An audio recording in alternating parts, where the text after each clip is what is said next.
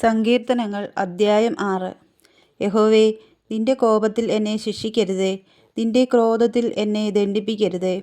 യഹോവേ, ഞാൻ തളർന്നിരിക്കുന്നു, എന്നോട് കരുണയുണ്ടാകണമേ. യഹോവേ, എൻ്റെ അസ്ഥികൾ ഭ്രമിച്ചിരിക്കുന്നു, എന്നെ സൗഖ്യമാക്കണമേ. എൻ്റെ പ്രാണനും അത്യന്തം ഭ്രമിച്ചിരിക്കുന്നു.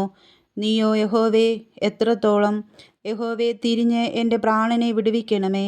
നിന്റെ കാരുണ്യനിമിത്തം എന്നെ രക്ഷിക്കണമേ. മരണത്തിൽ നിന്നെക്കുറിച്ച് ഓർമ്മയില്ലല്ലോ.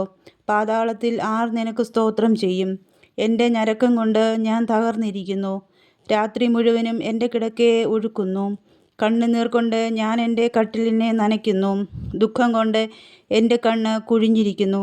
എൻ്റെ സകല വൈരികളും ഹേതുവായി ക്ഷീണിച്ചുമിരിക്കുന്നു. നീതികേട് പ്രവർത്തിക്കുന്ന ഏവരുമേ, എന്നെ വിട്ടുപോകുവിൻ. യഹോവ എൻ്റെ കരച്ചിലിൻ്റെ ശബ്ദം കേട്ടിരിക്കുന്നു. യഹോവ എൻ്റെ അപേക്ഷ കേട്ടിരിക്കുന്നു. യഹോവ എൻ്റെ പ്രാർത്ഥന കൈക്കൊള്ളും. എൻ്റെ ശത്രുക്കൾ എല്ലാവരും ലജ്ജിച്ചു ഭ്രമിക്കും. അവർ പിന്തിരിഞ്ഞ് പെട്ടെന്ന് നാണിച്ചു പോകും.